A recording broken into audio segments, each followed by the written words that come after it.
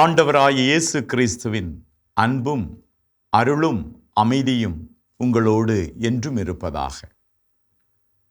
உங்கள் அனைவரையும் இந்த மாதா தொலைக்காட்சி மூலமாக சந்திப்பதிலே மகிழ்ச்சி அடைகின்றேன். நீங்கள் ஆண்டவரை தேடும் முன்பே அவர் உங்களை பெயர் சொல்லி தேடுகிறார். தேடுதல் என்பது ஒரு தொடர் பயணம்.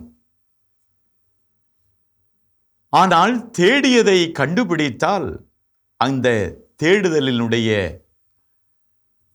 உச்சம் மகிழ்ச்சியில் இருக்கும்.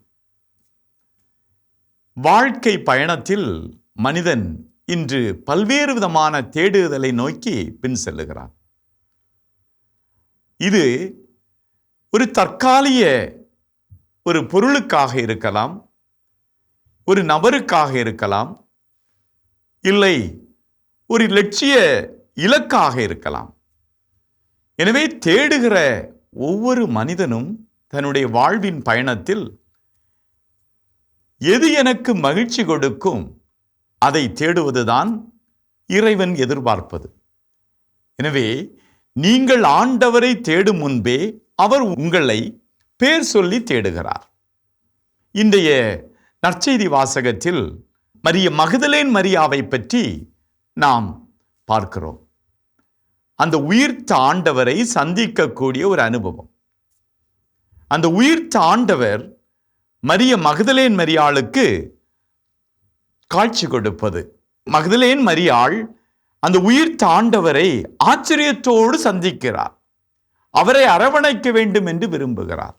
இந்த ஒரு தேடலில் இந்த பெண் மகதலேன் மரியாவுக்கு கிடைத்த அந்த அனுபவம் உண்மையாகவே ஒரு தேடலுடைய உச்சமாக நாம் பார்க்கிறோம். இங்கே வாழ்வில் இருள் சூழ்ந்த நிலைமை மகதலேன் வாழ்க்கையில் ஏற்படுகிறது. தனிமையை உணர்கிறாள். இயேசு மரணமடைந்து விட்டார். மரணமடைந்த பின்பு ஒரு தனிமையை உணர்ந்த பெண் அங்கே உயிர்த்த இயேசுவை கண்டவுடன் மகிழ்ச்சி அடைகிறாள். இன்றைய காலகட்டங்களில் பல மனிதர்கள் தனிமையை தேடுகிற பொழுது அவர்கள் போதை பொருள், குடி நோய், இவ்வாறு பல பிரச்சனைகளுக்கு அடிமையாகி விடுகிறார்கள். தனிமையில் இருக்கிற மனிதர்கள் எங்களுக்கு எங்கு மகிழ்ச்சி கிடைக்கும் என்று அவர்கள் தேடிச் செல்வதை பார்க்கிறோம். எனவே தேடுதல் இறைவனை நோக்கி இருக்க வேண்டும் என்பதுதான் இறைவன் நமக்கு கொடுக்கின்ற அழைப்பு. இந்த இறைவனை நம்முடைய வாழ்க்கையிலே கண்டவுடன் நாம் அவரை பற்றி கொள்ளுகிறோம். அதுதான் உண்மையான மகிழ்ச்சி.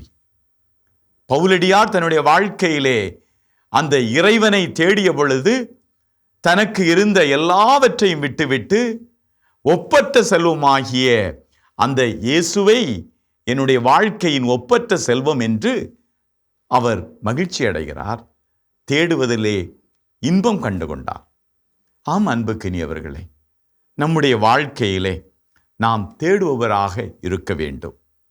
நம்முடைய வாழ்க்கையிலே நாம் தேடியவுடன் அந்த தேடுகின்ற அந்த வாழ்வை நாம் இறைவனிடம் சரணாகதியாக வேண்டும்.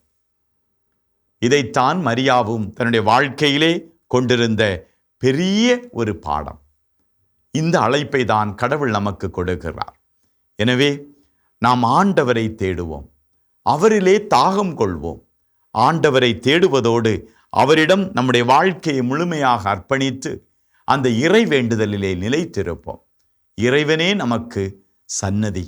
அவரே நம்முடைய வாழ்க்கையில் எல்லாம் கேடையும் அரணும் கோட்டையும் என்பதை உணர்ந்து இன்றைய நாளிலே நாம் பயணம் செய்வோமா? அன்பு இறைவா, உலகளாவிய இன்பங்களை தேடாமல் ஒப்பற்ற செல்வமாகி உம்மை தேட எங்களுக்கு அருள் தாரும். இயேசுவுக்கே புகழ், இயேசுவுக்கே நன்றி. மரியே வாழ்க.